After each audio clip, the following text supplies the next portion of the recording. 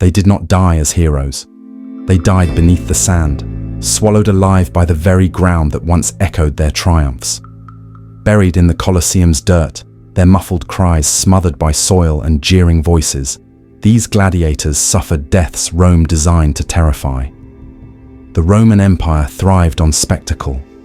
Every punishment was a performance, every death a lesson. Gladiators were celebrated when they fought, despised when they disobeyed.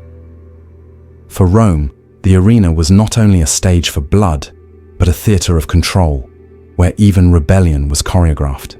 Imagine the Colosseum, 50,000 citizens pressed into its tiers. The emperor seated in gleaming robes, the sand already stained with blood. To bury a man alive here was not only execution, it was humiliation. His body became a prop, his terror a script for the masses. Defiance had many faces. Some gladiators refused to fight, clutching to life instead of honor. Others attacked their masters or conspired to escape. For these crimes, the punishment had to be worse than death. And nothing was more feared than being buried beneath the very arena floor. The condemned was paraded before the mob, stripped of dignity, beaten by guards until his limbs shook. Chains rattled with each step. He was not led to a duel, but dragged to a pit dug into the sand.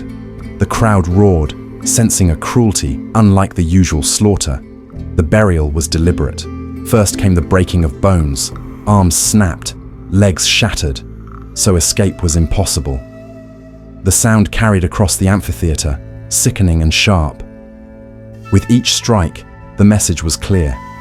This man had defied Rome, and Rome would erase him grain by grain. The pit was shallow, cruelly so.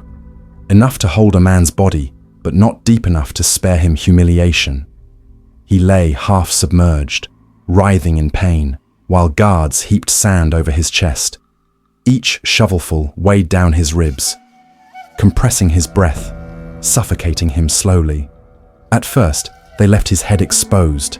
The mob demanded to see his terror, to watch the panic in his eyes. Mothers pointed, so their children would learn obedience.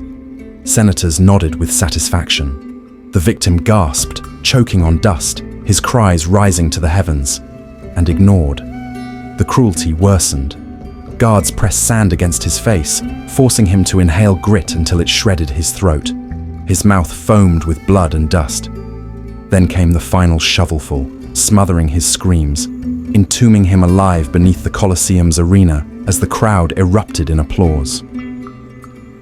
But the death itself was only part of the punishment. The body was left beneath the floor, mingling with centuries of blood and bone already buried there.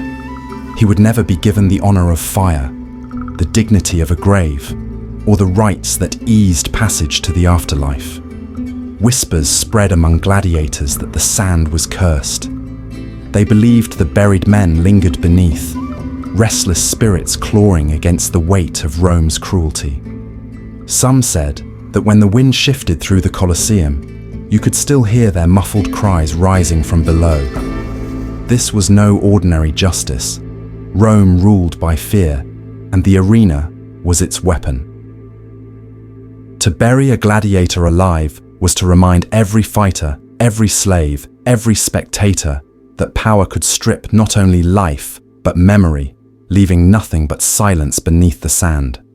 The crowd left satisfied, children cheered, nobles congratulated themselves, and the emperor basked in obedience renewed. Yet somewhere in that silence, one truth endured. Rome's greatness was built not just on triumphs, but on cruelty too monstrous to forget, punishments designed to break the soul. Would you have fought to the death, choosing the blade over suffocation? Or would you have defied Rome and risked this fate? The Colosseum's sand still whispers, carrying the weight of men crushed alive, their final gasps echoing across centuries to remind us of power's darkest face. If this tale unsettled you, remember, it is only one shadow from history's endless vault. Share your thoughts below and join us again. Because the past is filled with cruelty we dare not repeat, and the dead still whisper their warnings to those willing to listen.